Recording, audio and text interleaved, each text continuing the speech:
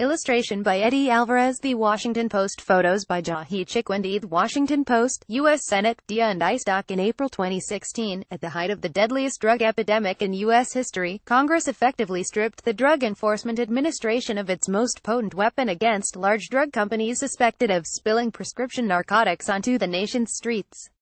By then, the opioid war had claimed 200,000 lives, more than 3 times the number of U.S. military deaths in the Vietnam War.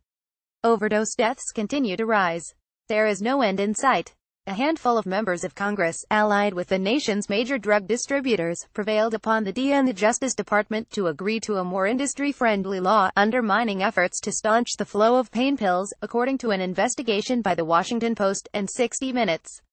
The DIA had opposed the effort for years. The law was the crowning achievement of a multifaceted campaign by the drug industry to weaken aggressive DIA enforcement efforts against drug distribution companies that were supplying corrupt doctors and pharmacists who peddled narcotics to the black market. The industry worked behind the scenes with lobbyists and key members of Congress, pouring more than $1 million into their election campaigns. The chief advocate of the law that hobbled the DIA was Rep. Tom Marino. Rep. Tom Marino, RPA. Congress donations received from industry. 2013 June 2017 $92,500. President Trump's nominee to be drug czar sponsored the Ensuring Patient Access and Effective Drug Enforcement Act, a Pennsylvania Republican who is now President Trump's nominee to become the nation's next drug czar. Marino spent years trying to move the law through Congress. It passed after Sen. Orrin G. Hatchson. Orrin Hatch Utah. Congress donations received from industry. 2013 June 2017 $177,000. The longest-serving Republican senator, considered a staunch ally of the pharmaceutical industry. He sponsored the Senate version of the bill. Ruta negotiated a final version with the DIA. As Rep. Tom Marino's Pennsylvania district was reeling from the opioid crisis, he sponsored a bill that undermined the Drug Enforcement Administration's efforts to stop the flow of pain pills. Alice Lythe. Washington Post. For years, some drug distributors were fined for repeatedly ignoring warnings from the DIA to shut down suspicious sales of hundreds of millions of pills, while they racked up billions of dollars in sales. The new law makes it virtually impossible for the DIA to freeze suspicious narcotic shipments from the companies, according to internal agency and Justice Department documents and an independent assessment by the DIA's chief administrative law judge in a soon-to-be-published law review article. That powerful tool had allowed the agency to immediately prevent drugs from reaching the street. Political action committees representing the industry contributed at least $1.5 million to the 23 lawmakers who sponsored or co-sponsored 4 versions of the bill, including nearly $100,000 to Marino and $177,000 to Hatch. Overall, the drug industry spent $106 million lobbying Congress on the bill and other legislation between 2014 and 2016, according to lobbying reports. The drug industry, the manufacturers, wholesalers, distributors and chain drug stores, have an influence over Congress that has never been seen before, said Joseph T. Rannazzisi.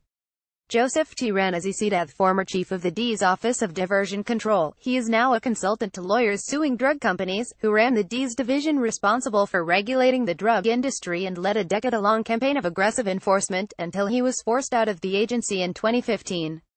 To get Congress to pass a bill to protect their interests in the height of an opioid epidemic. Just shows me how much influence they have. Besides the sponsors and co-sponsors of the bill, few lawmakers knew the true impact the law would have. It sailed through Congress and was passed by unanimous consent, a parliamentary procedure reserved for bills considered to be non-controversial. The White House was equally unaware of the bill's import when President Barack Obama signed it into law, according to interviews with former senior administration officials. Top officials at the White House and the Justice Department have declined to discuss how the bill came to pass. Lobbying expenses, $20,142,016. Companies spent more than $102 million in support of the Ensuring Patient Access and Effective Drug Enforcement Act and other bills. Pharmaceutical Research and Manufacturers of America, National Association of Chain Drug Stores, National Community Pharmacists Association, Healthcare Distribution Alliance includes lobbying efforts of more than $5,000. Source: U.S. Senate Lobbying Disclosure Electronic Filing System. Lobbying expenses, $20,142,016. Companies spent more than $102 million in support of the Ensuring Patient Access and Effective Drug Enforcement Act and other bills. Pharmaceutical Research and Manufacturers of America, National Association of Chain Drugstores, National Community Pharmacists Association, Healthcare Distribution Alliance includes lobbying efforts of more than $5,000.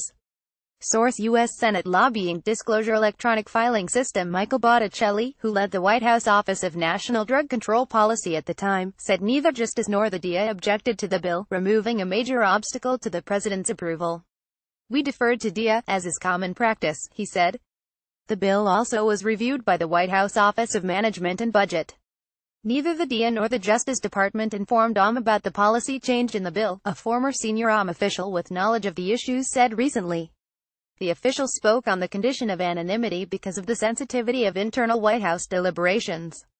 The DA's top official at the time, Acting Administrator Chuck Rosenberg. Former DA Acting Administrator Chuck Rosenberg, the former Chief of Staff for THEMP Director James B. Comey, and former U.S. Attorney in Virginia and Texas before he was appointed to head the DA in 2015. He resigned October 1, declined repeated requests for interviews. A senior DA official said the agency fought the bill for years in the face of growing pressure from key members of Congress and industry lobbyists. But the DA lost the battle and eventually was forced to accept a deal it did not want. "They would have passed this with us or without us," said the official, who spoke on the condition of anonymity. "Our point was that this law was completely unnecessary." Loretta E. Lynch, who was Attorney General at the time, declined a recent interview request. Obama also declined to discuss the law. His spokeswoman, Katie Hill, referred reporters to Botticelli's statement.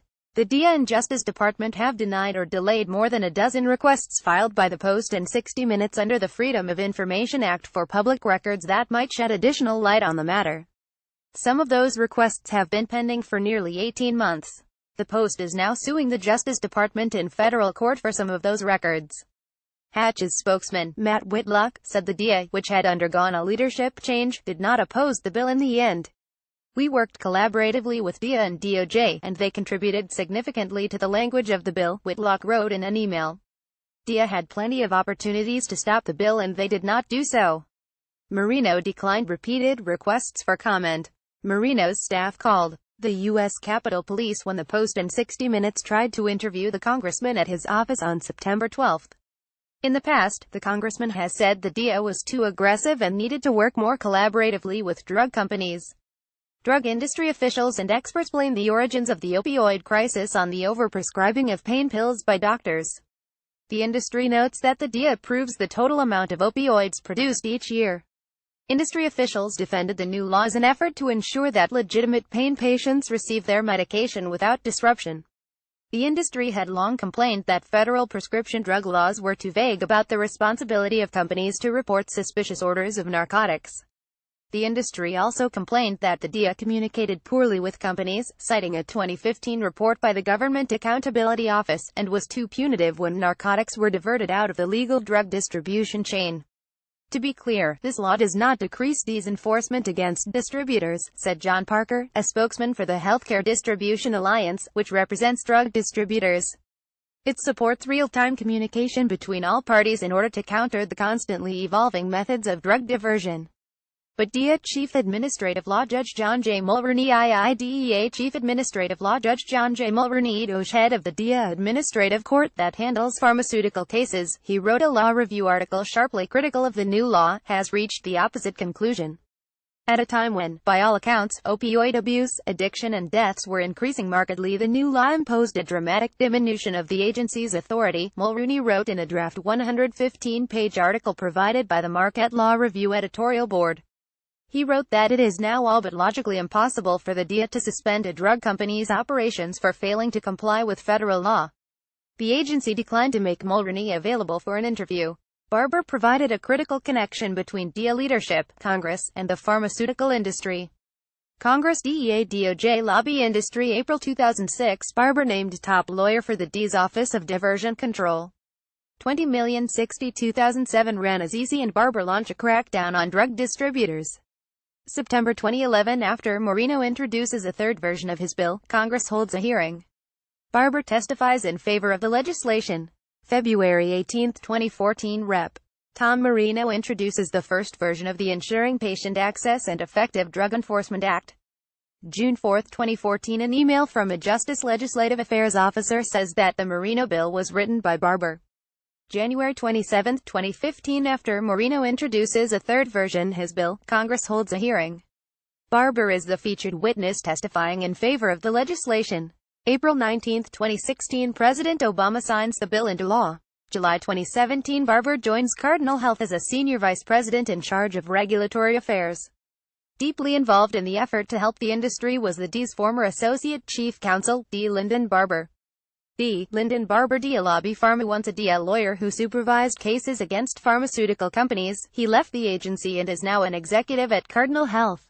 While at the DEA, he helped design and carry out the early stages of the agency's tough enforcement campaign, which targeted drug companies that were failing to report suspicious orders of narcotics. When Barber went to work for the drug industry in 2011, he brought an intimate knowledge of the DEA's strategy and how it could be attacked to protect the companies. He was one of dozens of DEA officials recruited by the drug industry during the past decade. Barber played a key role in crafting an early version of the legislation that would eventually curtail the DEA's power, according to an internal email written by a Justice Department official to a colleague. He wrote the Moreno bill, the official wrote in 2014. Barber declined repeated requests for an interview. With a few words, the new law changed 4 decades of DEA practice. Previously, the DEA could freeze drug shipments that posed an imminent danger to the community, giving the agency broad authority. Now, the DEA must demonstrate that a company's actions represent a substantial likelihood of an immediate threat, a much higher bar. There's no way that we could meet that burden, the determination that those drugs are going to be an immediate threat, because immediate, by definition, means right now, Ranazzisi said. Today, Ranazzisi is a consultant for a team of lawyers suing the opioid industry. Separately, 41 state attorneys general have banded together to investigate the industry. Hundreds of counties, cities and towns also are suing. This is an industry that's out of control. If they don't follow the law and drug supply and diversion occurs, people die. That's just it. People die, he said. And what they're saying is, the heck with your compliance. Well, just get the law changed. Illustration by Eddie Alvarez. The Washington Post. Photos by Jahi Chikwindi. The Washington Post. Jayla Pratt. Bloomberg News. Danny Johnston. App drug dealers in lab coats. 2006. 52,277 deaths from prescription opioid overdoses since 2000. Joe Ranazzisi. Joseph T. Ranazzisi, the former chief of the DEA's Office of Diversion Control. He is now a consultant to lawyers suing drug companies, came to DEA headquarters as an outsider with an attitude. He worked as an agent in Detroit, where he watched prescription drugs flood small towns and cities in the Midwest. Hundreds of millions of pain pills, such as Vicodin and oxycodone, ended up in the hands of dealers and illegal users. Rogue doctors wrote fraudulent prescriptions for enormous numbers of pills, and complicit pharmacists filled them without question, often for cash. Internet pharmacies, supplied by drug distribution companies, allowed users to obtain drugs without seeing a doctor.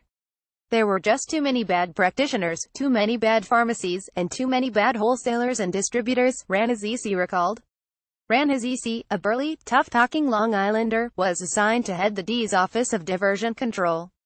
He had a law degree, a pharmacy degree, and had spent years navigating the DEA's bureaucracy. The office was seen as a backwater operation whose 600 investigators had toiled for years over prescription drug cases with little or none of the recognition that went to those who investigated illegal street drugs like heroin or cocaine. Ranazzisi brought an aggressive approach to the Diversion Control Office. The year he took over, Lyndon Barber, DEA lobby pharma, once a DEA lawyer who supervised cases against pharmaceutical companies, he left the agency and is now an executive at Cardinal Health, was promoted to run Diversion Control's litigation office, which crafted the legal arguments that supported the team. He was a former Army lawyer who served in Iraq. The cadre of attorneys who worked for him saw him as a tough litigator unafraid of an influential industry. Barber and Ranazzisi formed a powerful combination that the drug companies would learn to fear. Early on he did really good work, Ranazzisi said. He jumped into the internet cases when he first came here. After shutting down the internet pharmacies, Ranazzisi and Barber pursued the pain management clinics that replaced them and soon became as ubiquitous in South Florida as the Golden Arches of McDonald's. To get there, drug dealers and users would take the Oxy Express down Interstate 75. Lines of customers coming in and going out, said Matthew Murphy. Matt Murphy, former chief of DEA Pharmaceutical Investigations under Ranazzisi.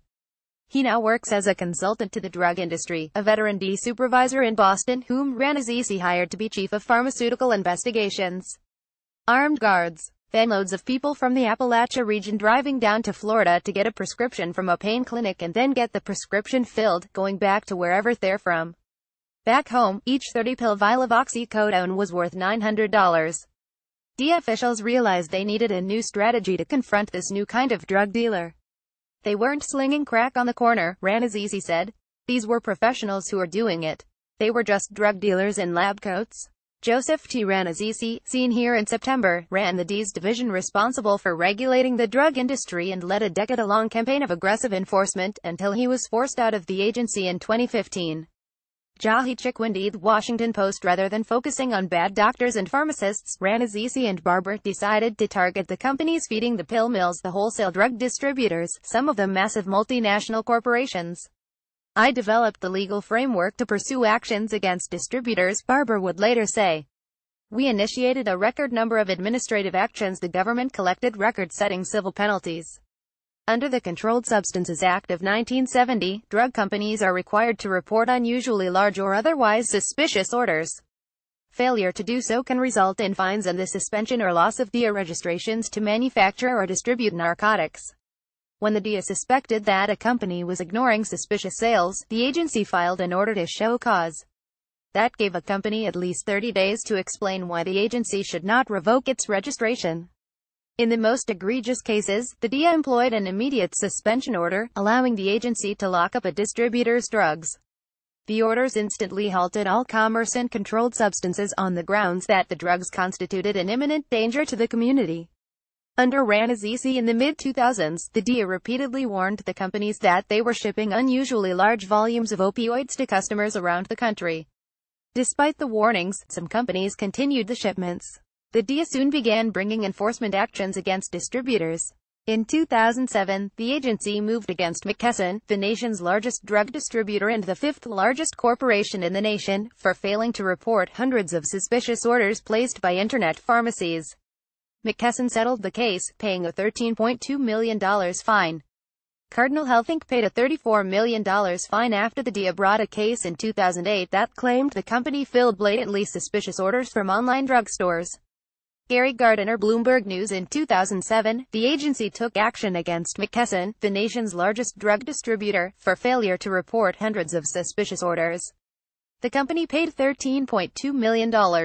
Justin Sullivan, Getty Images. In 2008, Ranazzisi and Barber targeted Cardinal Health, another large drug distributor, for filling blatantly suspicious orders from online drugstores. Cardinal paid a $34 million fine. The DEA would ultimately bring at least 17 cases against 13 drug distributors and one manufacturer. The government said it assessed nearly $425 million in fines over a decade. Those fines reflect only a small portion of the hundreds of billions of dollars in revenue the companies receive each year. It's a cost of doing business, Matt Murphy, former chief of DEA Pharmaceutical Investigations under Ranazzisi. He now works as a consultant to the drug industry, said. Along the way, Ranazzisi was making powerful enemies in the industry. They definitely didn't like Joe Ranazzisi, Murphy said. Not at all. He wasn't viewed as a person that they could work with. And maybe that was appropriate. He didn't want to work with industry much. Ranazzisi was unmoved by their complaints. We're worried about their feelings being hurt because we were doing our job, he said. We were making them comply. We were holding their feet to the fire. Murphy recalled a telling meeting with drug company representatives. He said the president of one of the drug companies sat on the other side of the table, put his hands up and said, "You got us. What can we do to make this right?" Murphy recalled. Murphy said he had heard the same thing from drug dealers. There was an important difference, Murphy noted. You know, he said, the heroin and cocaine traffickers didn't have a class ring on their finger from a prestigious university. Illustration by Eddie Alvarez. The Washington Post. Photo from U.S. Senate. This is war. 2011. 121,468 deaths from prescription opioid overdoses since 2000. In 2011, Lyndon Barber, DEA lobby pharma, once a DEA lawyer who supervised cases against pharmaceutical companies. He left the agency and is now an executive at Cardinal Health. Left the DEA to join the Washington, D.C., office of the law firm Quarles Brady. He started a practice representing drug companies. If you have a DIA compliance issue or you're facing a government investigation, he said in a promotional video for the firm, I'd be happy to hear from you. Barber's move turned out to be a key moment in the struggle between drug companies and the government, but it was far from the only one. Dozens of top officials from the DIA and Justice Department have stepped through Washington's revolving door to work for drug companies. Two former U.S. Deputy Attorneys General have defended Cardinal, one of the big three companies, along with McKesson and AmerisourceBergen, that together control 85% of drug distribution in the United States. Jamie Gorelick, an attorney for WilmerHale, was Deputy Attorney General under President Bill Clinton. Craig S. Morford, Cardinal's Chief Legal and Compliance Officer, was acting Deputy Attorney General under President George W. Bush. As Ranazisi's investigators increased their pressure, those lawyers began to contact their former colleagues in government. At least 56 DIA and Justice officials went to work for the pharmaceutical industry. Pharmaceutical companies and the law firms that represent them hired at least 56 former officials since 2000. Jamie Gorelick joins WilmerHale. DIA begins crackdown on opioid industry. DIA brings cases against Cardinal, CVS, Walgreens. Efforts to pass Marino bill. Note the dates of hire for 5 former DIA employees could not be specifically determined, as such they are not included in this graphic. At least 56 DIA and Justice officials went to work for the pharmaceutical industry. Pharmaceutical companies and the law firms that represent them hired at least 56 former officials since 2000. Craig S. Morford, former acting Deputy Attorney General, joins Cardinal Health. D. Lyndon Barber joins Quarles Brady. Jamie Gorelick, former U.S. Deputy Attorney General, joins WilmerHale. DIA brings cases against Cardinal, CVS and Walgreens. Effort to pass Ensuring Patient Access and Effective Drug Enforcement Act. DIA begins crackdown on opioid industry. Note the dates of hire for 5 former DIA employees could not be specifically determined, as such they are not included in this graphic. At least 56 DIA and Justice officials went to work for the pharmaceutical industry. Pharmaceutical companies and the law firms that represent them hired at least 56 former officials since 2000. Craig S. Morford, former acting Deputy Attorney General, joins Cardinal Health. D. Lyndon Barber joins Quarles Brady.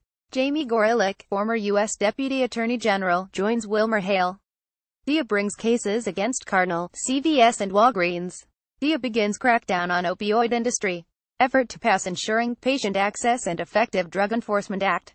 Note the dates of hire for 5 former DIA employees could not be specifically determined, as such they are not included in this graphic. In late 2011, Morford went over Ranazisi's head to then DIA Administrator Michelle Lenhart as the agency again investigated Cardinal, which had sent millions of doses of oxycodone to a small number of pharmacies in Florida, including 2 CVS stores in Sanford. Michelle, Morford wrote to Lenhart in October 2011, "We are committed to working with DIA to address the challenging problem of diversion and welcome the opportunity to meet with you and your team to address these issues in a non-adversarial way."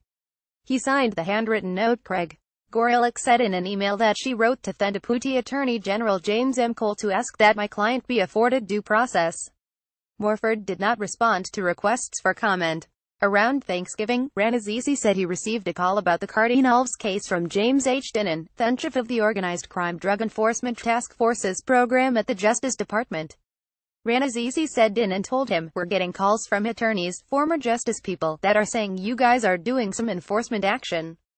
Ranazisi ramps up crackdown on drug industry. Congress, DEA, DOJ lobby industry. January 2006, Ranazisi is promoted to run the DEA's Office of Diversion Control.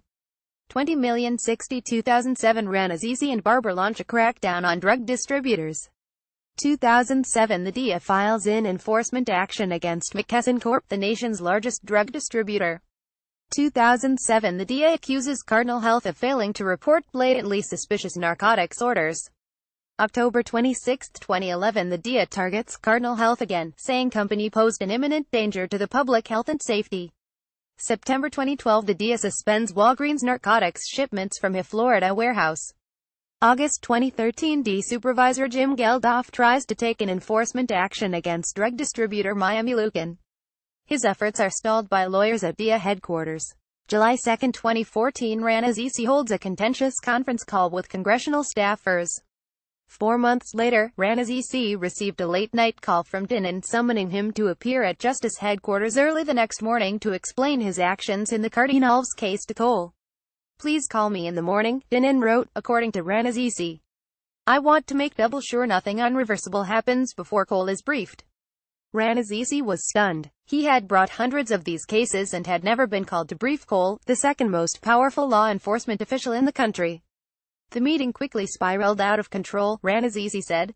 It was adversarial to say the least. Ranazizi believed the message was clear: back off. Cole, now a lawyer in private practice, said he was not trying to pressure Ranazizi.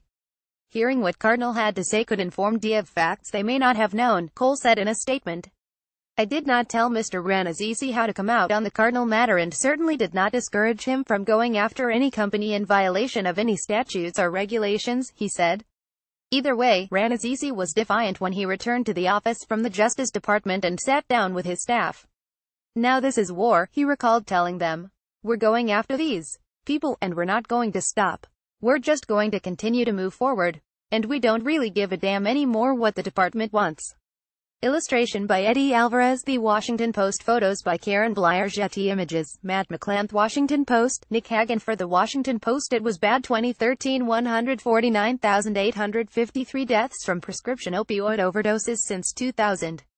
The field generals in the D's war on opioids are men and women such as Jim Geldof. Jim Geldof, the former program manager of the D's Diversion Control Office in Detroit. He retired in 2015 and works as a consultant to lawyers suing drug companies, a 43-year agency veteran who managed the diversion control program in the Detroit field office. He witnessed firsthand the heartbreak pain pills were causing across the Midwest. One night, at a town hall meeting in Portsmouth, Ohio, Geldof sat quietly as the Portsmouth High School gym fell dark and a large screen flickered with photographs. Geldof was in tears. Sons and daughters and grandsons and granddaughters in graduation pictures, he recalled. Some were wearing football jerseys. They had their whole lives ahead of them, and then they were gone. The annual number of prescription drug overdose deaths has more than quadrupled since 2000. Natural and semi-synthetic opioid analgesics and methadone. Source: Centers for Disease Control and Prevention. The annual number of prescription drug overdose deaths has more than quadrupled since 2000. Natural and semi-synthetic opioid analgesics and methadone. Source: Centers for Disease Control and Prevention. The families always asked what was the DEA doing to stop the flow of drugs. By 2013, it had become increasingly difficult to answer that question. Cases were languishing at headquarters. At first, Geldof wasn't sure why. Behind the scenes, a major shift was taking place at DEA headquarters. An appeals court in Washington, D.C., had been reviewing a case that Ranazizi Joseph T. Ranazizi, the former chief of the DEA's Office of Diversion Control. He is now a consultant to lawyers suing drug companies. Investigators brought against Walgreens, alleging that some of its pharmacies in Florida were selling more than 1 million pain pills a year. A typical pharmacy sold 74,000. The DEA had used an immediate suspension order against Walgreens, arguing that the drug sales constituted an imminent danger to the community. The DEA moved to shutter a large Walgreens distribution center in Jupiter, FLA, that supplied nearly 1,000 pharmacies along the East Coast. Walgreens fought back. The company's attorney, Gregory G. Garay, the former U.S. Solicitor General during the second Bush administration, argued the imminent danger standard was vague and not supported by law. The original 1970 Act did not define imminent danger. Judges on the appellate panel voiced similar concerns during oral arguments. No one knew how the appeals court would rule, but Lyndon Barber, DEA lobby pharma, once a DEA lawyer who supervised cases against pharmaceutical companies, he left the agency and is now an executive at Cardinal Health, had argued while he was still at the DEA that the vague standard could cripple the cases the agency was building. Now Barber and other industry lawyers were making that argument on behalf of their clients. Their position was common knowledge in the diversion legal office, and it resonated with Clifford Lee Reeves too, a career justice attorney who had recently taken the job Barber once held, according to Jonathan P. Novak. Jonathan P. Novak, DEA former attorney for the DEA on drug diversion cases, he is now in private practice, a lawyer who worked in the office. The departure of so many DEA employees for the drug industry gave the distributors an unfair advantage, said Jonathan P. Novak, formerly a DEA lawyer. There was a fear, he said. It comes from seeing that some of the best and brightest former DEA attorneys are now on the other side and know all of the weak points. Bonnie Jo Mount, The Washington Post. Lee kept trying to shut us down, said Novak, now in private practice. He kept telling us about the Walgreens case and the imminent danger standard and that we were going to lose all of our cases and we didn't have enough information to go forward. The DEA declined to make Reeves available for an interview. Ran his EC, a lawyer himself, told the DEA attorneys that the law was on their side. "I said, stop worrying. We have never lost an imminent danger case," he said. The warnings by Barber and other industry lawyers divided the 15 attorneys in Diversion Control's legal office. Lyndon carried a lot of weight, and people listened to what he had to say, Novak said. He knew all the arguments. He had the clout. He was the big gun. He put the fear of God into people. Frank Yunker, D. Former supervisor of the D's Diversion Control Office in Cincinnati. He retired in 2014. A D supervisor in the Cincinnati field office and 30-year veteran of the agency, said the legal office began demanding more evidence from investigators. Starting in 2013, shortly after the Walgreens case was argued and Reeves arrived, investigators felt they were now required to establish that their evidence was beyond a reasonable doubt. Previously, investigators had to show only a preponderance of evidence. "We had years of very aggressive enforcement," said Yunker, who retired in 2014. "It was like we were in a Porsche and all of a sudden, someone hit the brakes." Declining suspension orders. The number of immediate suspension orders against doctors, pharmacies and drug companies has plummeted since fiscal year 2011. 65 immediate suspension orders. Source: Drug Enforcement Administration. Declining suspension orders. The number of immediate suspension orders against doctors, pharmacies and drug companies has plummeted since fiscal year 2011. 65 immediate suspension orders. Source: Drug Enforcement Administration. DEA officials later said the standards did not change. Novak. Jonathan P. Novak, DEA former attorney for the DEA on drug diversion cases, he is now in private practice, said Reeves, and his second-in-command, Jason Hadges, also required investigators to transcribe their interviews and hire high-priced expert witnesses, even though there was no budget for them. Novak said it seemed like there was never enough evidence to please his bosses. He said they would ask, "Maybe we need an expert to explain how recording equipment works. Maybe we need an expert to explain the system for prescribing." It felt, honestly, confusing and almost insane. The delays cost months, sometimes years. Geldof. Jim Geldof, the former program manager of the D's Diversion Control Office in Detroit.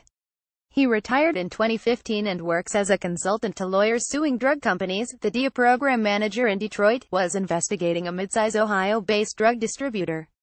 Between 2007 and 2012, Miami Lucan had shipped 20 million doses of oxycodone and hydrocodone to pharmacies in West Virginia. About 11 million wound up in one county, Mingo, population 25,000.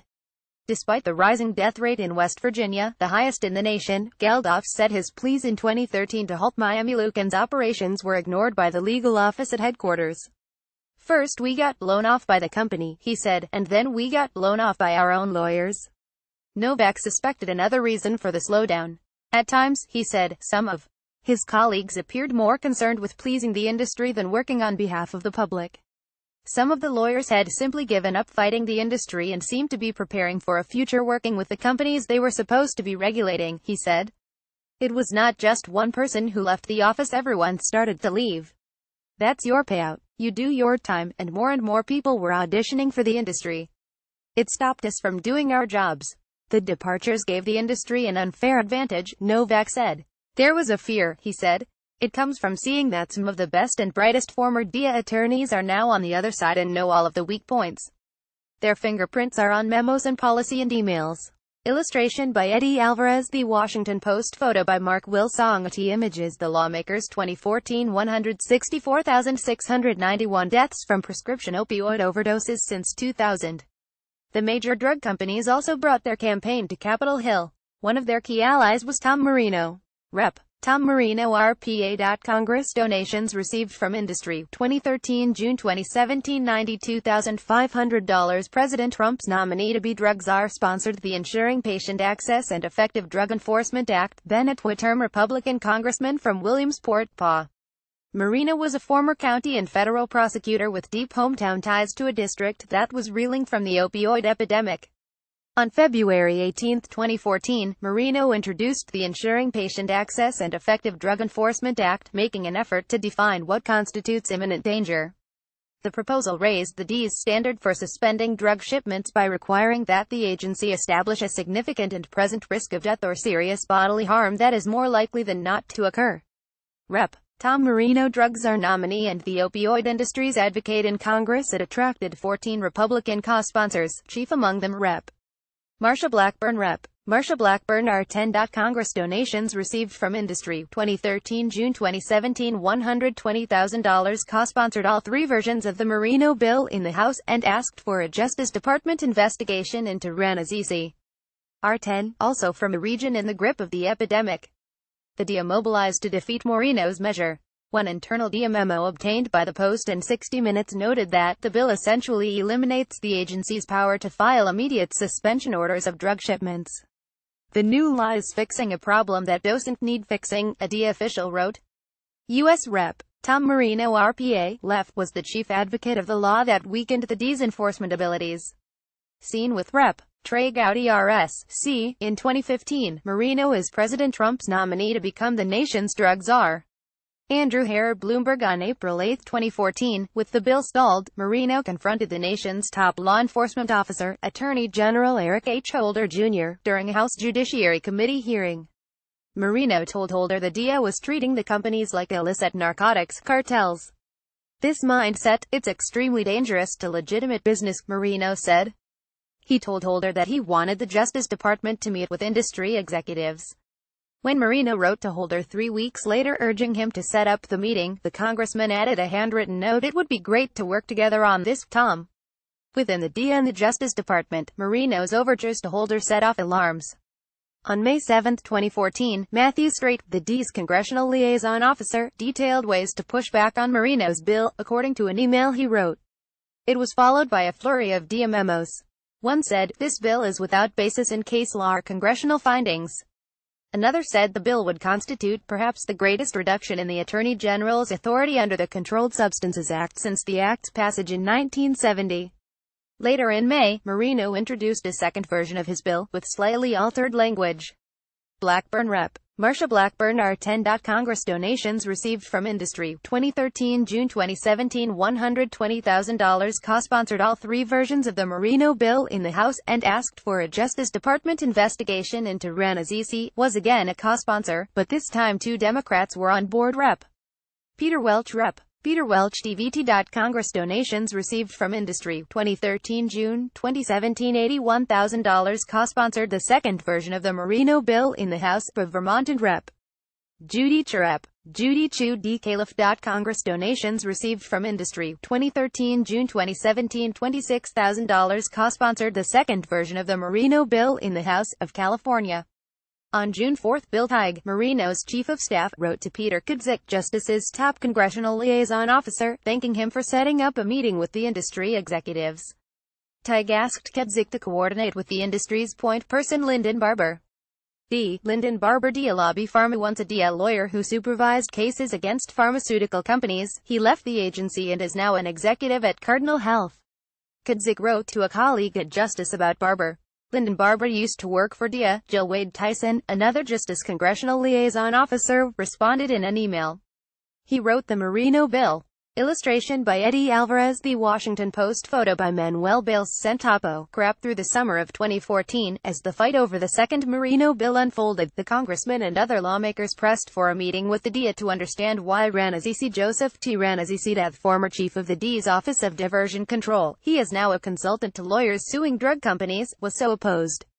Congressional staffer set a conference call for July 2.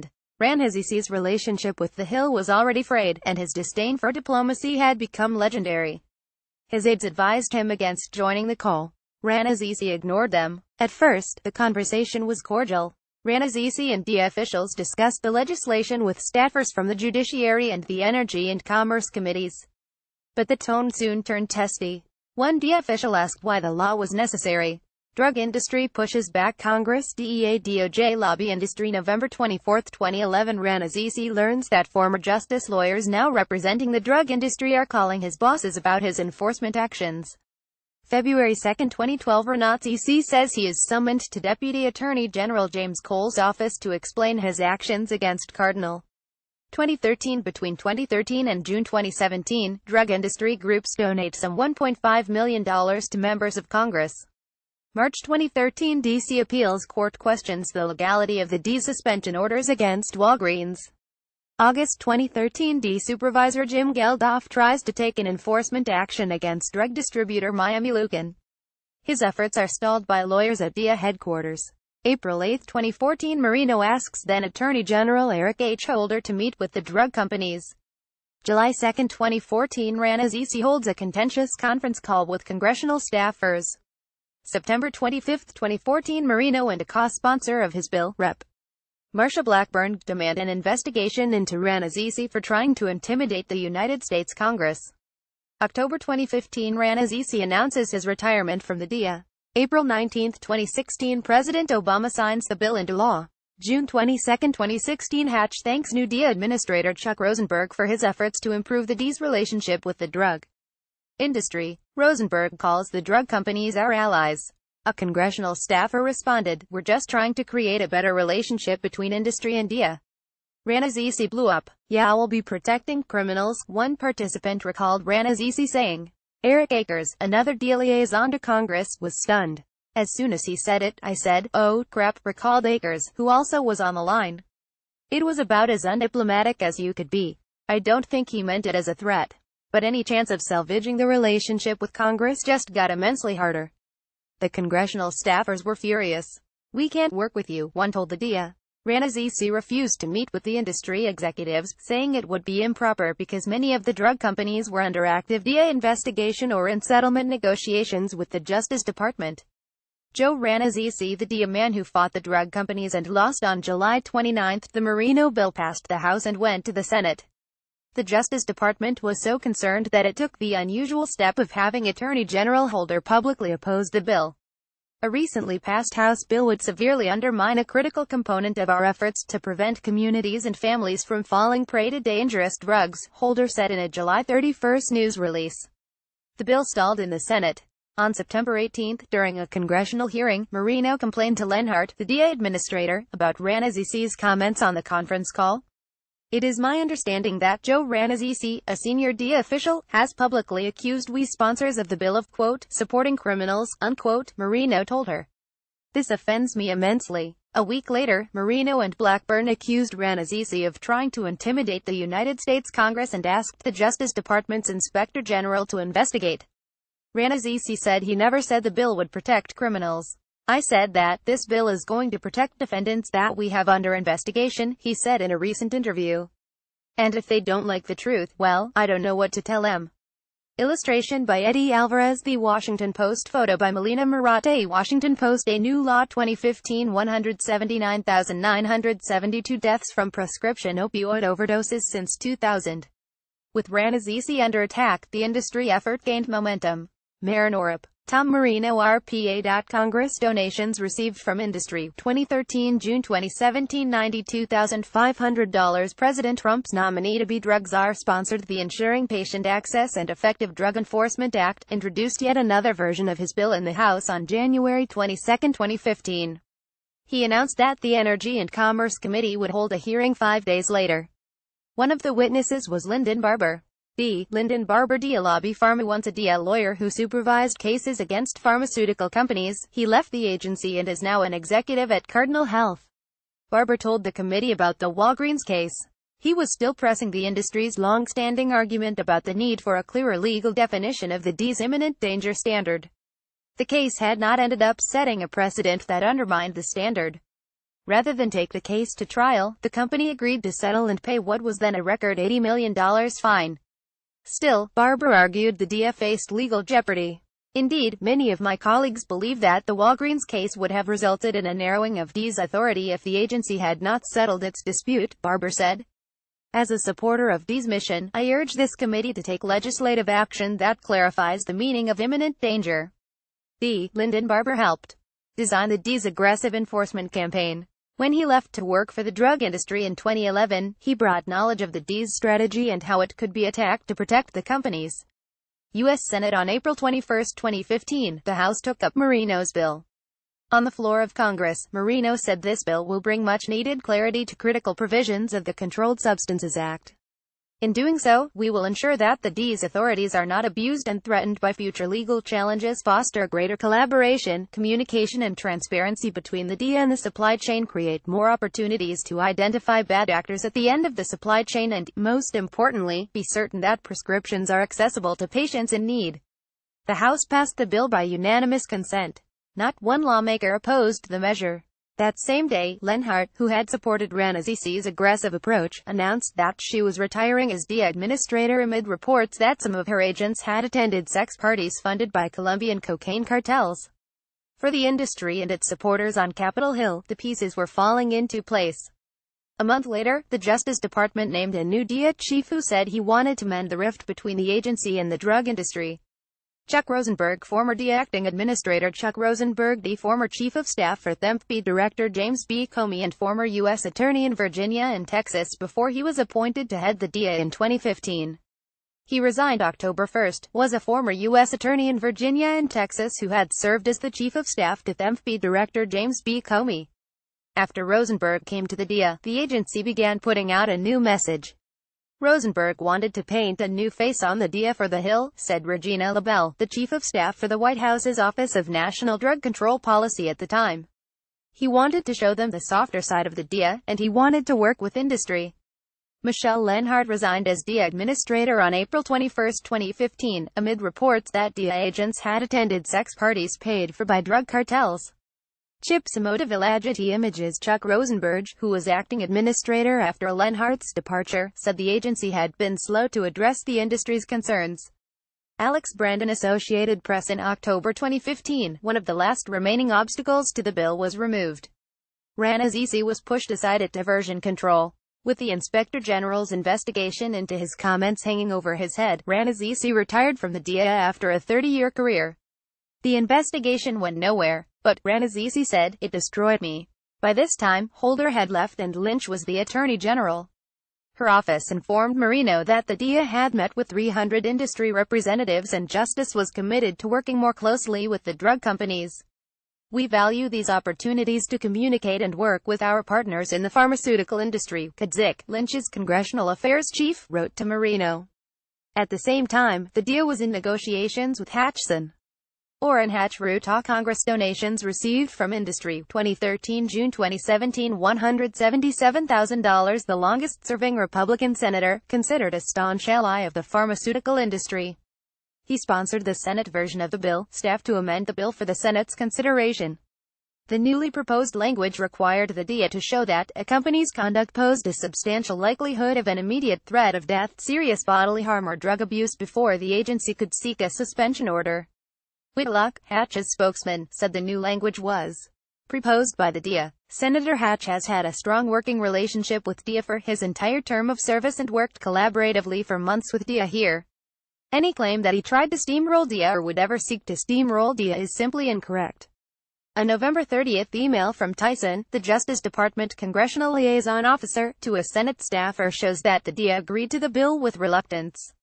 DIA felt this wasn't a great solution, but was the best of the options offered to us, even if it did not fully address the concerns we had previously laid out for you, she added, according to the email, which was provided by staff of Sen. Sheldon Whitehouse Drive, one of the bill's co-sponsors. The bill would also give drug companies the opportunity to submit corrective action plans, outlines of how they were going to fix problems, before the DIA could sanction them. The DIA would be required to consider those plans before imposing penalties. How the bill that weakened the DIA made it through Congress and onto President Obama's desk. Congress. DEA DOJ Lobby Industry. February 18, 2014. Rep. Tom Marino introduces the first version of the Ensuring Patient Access and Effective Drug Enforcement Act. April 7, 2014. After a hearing, the bill stalls in committee.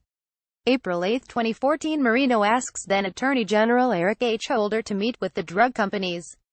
June 4, 2014. An email from a Justice Legislative Affairs officer says that the Marino bill was written by Barber. January 27, 2015. After Marino introduces a third version, his bill, Congress holds a hearing. Barber is the featured witness testifying in favor of the legislation. February 12, 2015. Sen. Orrin Hatch introduces the measure in the Senate. November 30, 2015. DIA and Justice negotiate with Hatch's staff on language in the bill. March 17, 2016. The bill passes in the Senate. April 12, 2016. The bill passes in the House. April 19, 2016. President Obama signs the bill into law. On March 17, 2016, the Senate passed the bill by unanimous consent. On April 12, the House approved the Senate version, also by unanimous consent. The bill still needed the president's signature. Opposition from the DEA or justice could derail it, but the two agencies had given up the fight. The senior DEA official said the agency worked with Congress to improve the bill under difficult political circumstances. The agency believed earlier versions of the bill would have forced it to meet a criminal standard before issuing immediate suspension orders. The original version of the bill was unworkable, the official said. The Congressional Affairs Office at the Justice Department told the White House Office of National Drug Control Policy that it no longer objected to the bill, according to Botticelli, then chief of the office. On April 19, Obama signed the bill. The White House issued a one-page news release announcing its enactment. Marino also issued a release taking credit for the legislation. With this law, our drug enforcement agencies will have the necessary tools to address the issue of prescription drug abuse across the country. I applaud the hard work of my colleagues on both sides of the aisle in Congress and President Obama for realizing the importance of this legislation. Industry groups also thanked Obama. They agreed to work with the DEA to ensure that the law is implemented efficiently and effectively, said John M. Gray, chief executive of the Healthcare Distribution Alliance, which represents the nation's drug distribution companies. 2 months after Obama signed the bill, Rosenberg appeared on Capitol Hill. Hatch praised him. I've been told that DEA's relationship with supply chain stakeholders has improved since you've taken the helm at DEA, the senator said. I want to just say I applaud your efforts on this front.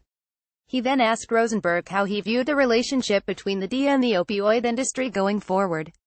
Rosenberg said the agency had been slow to address industry's concerns and had failed to communicate with them.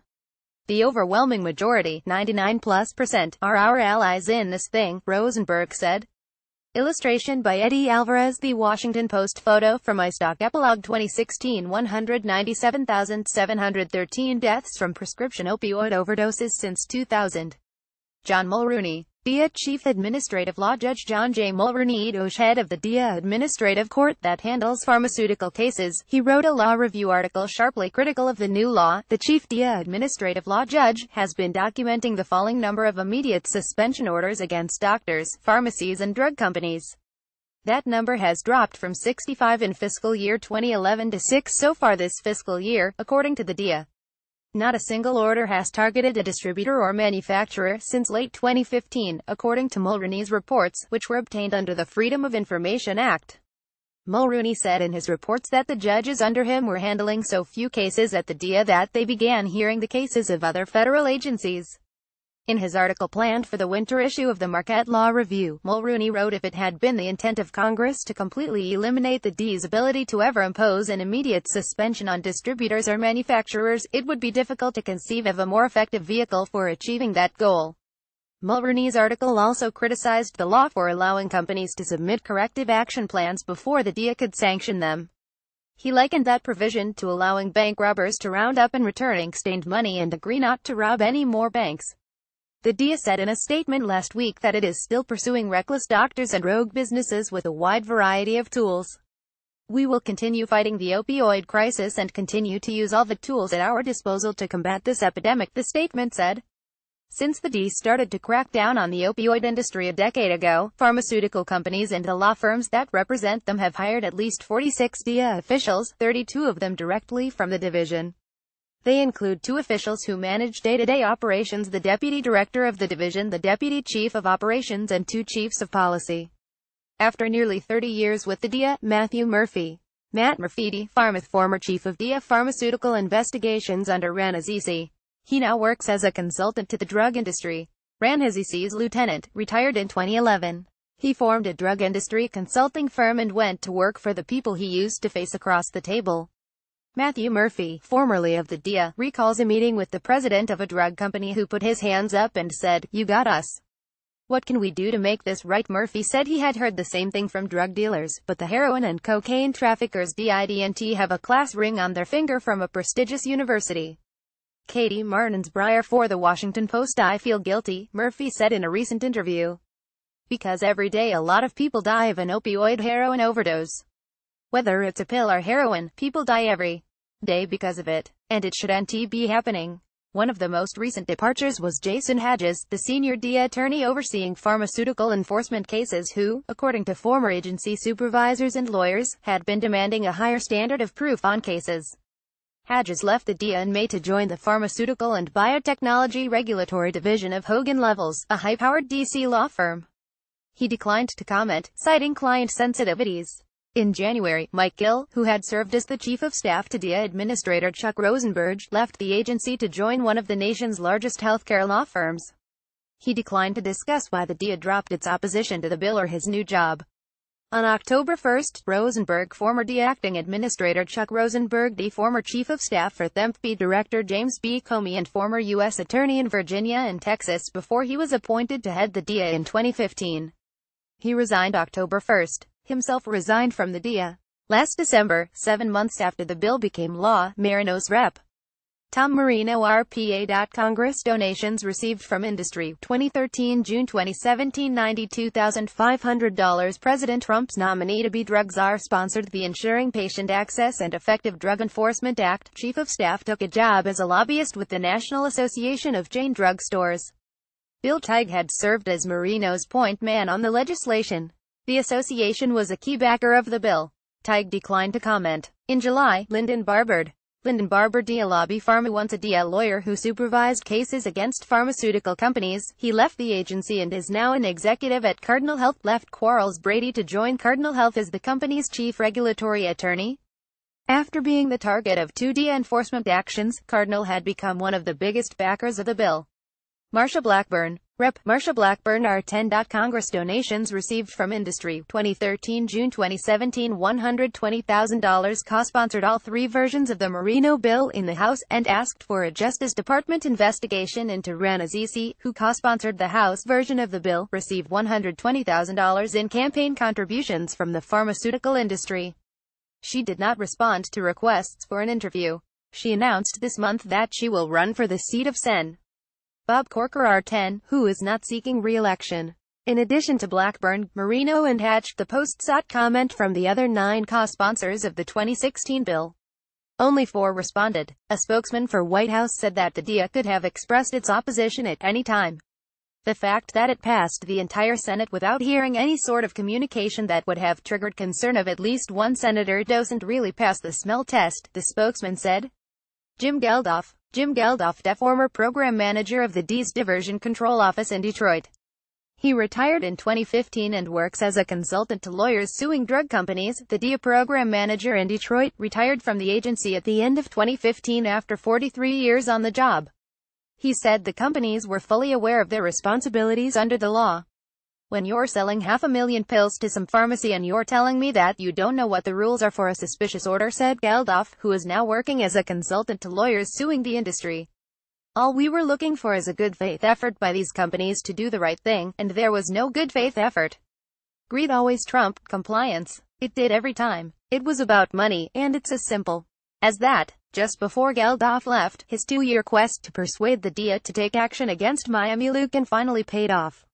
In November 2015, the DEA accused the company of multiple violations of the law for allegedly failing to report orders for tens of millions of pain pills from pharmacies, most of them in West Virginia. That case, the most recent one to target a distributor, is pending.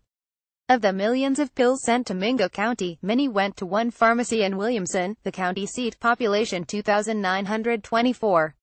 In 1 month alone, Miami Lucan shipped 258,000 hydrocodone pills to the pharmacy, more than 10 times the typical amount for a West Virginia pharmacy. The mayor of Williamson has since filed a lawsuit against Miami Lucan and other drug distributors, accusing them of flooding the city with pain pills and permitting them to saturate the black market. Like sharks circling their prey, multi-billion-dollar companies descended upon Appalachia for the sole purpose of profiting off of the prescription drug-fueled feeding frenzy, the lawsuit says. People in Lycoming County, PA, who have lost a loved one to addiction gather regularly to share stories and comfort each other. Michael S. Williamson, Washington Post. Marino. Rep. Tom Marino RPA. Congress donations received from industry. 2013 June 2017 $92,500 President Trump's nominee to be drug czar sponsored the Ensuring Patient Access and Effective Drug Enforcement Act, now in his 4th term, continues to represent northeastern Pennsylvania and Lycoming County, population 116,000. His nomination as drug czar, which would put him in charge of the White House Office of National Drug Control Policy, is pending. Marino declined to be interviewed for this story, but last year he told the Post, "We had a situation where it was just out of control because of Ranazzisi," Marino said. His only mission was to get big fines. He didn't want to do anything but put another notch in his belt. Since 2014, the year Marino first introduced his bill, 106 people have died of opioid overdoses in Lycoming County. Over 6 days this summer, 53 people in the county overdosed on opioids. 3 of them died. On a warm night in July, 4 families gathered in a large, manicured backyard in Marino's district to share their sorrow over the children and siblings they had lost to opioids. Around the table they went, each with a different story, each death leaving the same wreckage behind. "I got the phone call November 12 at 2:39 in the afternoon," Tina Snyder recalled. Her 24-year-old son, Lee Winder, had been found in a shopping center parking lot near his car outside a Dunkin' Donuts. Winder had become addicted to pain pills and died of a heroin overdose. "All I remember hearing is Ms. Snyder, this is Chuck Kiesling, the Lycoming County coroner," she recalled. "I could literally feel my heart breaking, and I didn't say anything. He said, 'We found your son at 7 o'clock this morning.' And I just kind of like melted to the floor, started crying. And the girl I was working with took the phone and was talking to him. And I just kept begging her to tell me it wasn't true." Sponsors and co-sponsors of the Ensuring Patient Access and Effective Drug Enforcement Act were all contacted for this piece. Their responses are below. Highlighted names are sponsors of the bill. Name State Party Response Rep. Tom Marino PA. R declined request. Rep. Judy Chu Califf. D did not respond. Rep. Gus M. Bilirakis FLA. Our my hope was that this legislation would eradicate the scourge of opioid addiction while allowing seniors, veterans and other people with significant pain to get the relief they need with a legitimate prescription, Bilirakis said in a statement. Rep. Douglas A. Collins GA. R did not respond. Rep. Ryan A. Costello PA. R did not respond. Rep. Marsha Blackburn 10. R did not respond. Rep. Peter Welch Vermont. DI supported Rep. Marino's bill because it clarified the rules of the road for distribution companies seeking to comply with agency directives and freed up agency resources to go after bad actors in the system. If the intent of the law is not being fulfilled, then Congress should conduct oversight hearings and make changes that address concerns raised by the DIA, Welch said in a statement. Sen. Orrin Hatch, Utah. Hatch's spokesman, Matt Whitlock, said the DIA, which had undergone a leadership change, did not oppose the bill in the end. "We worked collaboratively with DIA and DOJ, and they contributed significantly to the language of the bill," Whitlock wrote in an email. DIA had plenty of opportunities to stop the bill and they did not do so. Sen. Marco Rubio FLA. R did not respond. Sen. David Vitterla. R did not respond. No longer in Senate. Sen. Bill Casadilla. R did not respond. Sen. Sheldon Whitehouse. RIDA spokesman for White House said the DIA could have expressed its opposition at any time. The fact that it passed the entire Senate without hearing any sort of communication that would have triggered concern of at least one senator doesn't really pass the smell test, the spokesman said. Stephen Rich, Alice Lee, Alice Kreitz, Reese Thibault and Sarah Bowman contributed to this report. Thibault was a fellow at the Investigative Reporting Workshop at American University. Bowman was a fellow at the Medill Justice Project at Northwestern University. Graphics by Armand Mamjoma. Design and development by Leslie Shapiro, Danielle Rindler and Katie Hank. They were just drug dealers in lab coats. Joseph T. Ranazzisi, former chief of the D's Office of Diversion Control.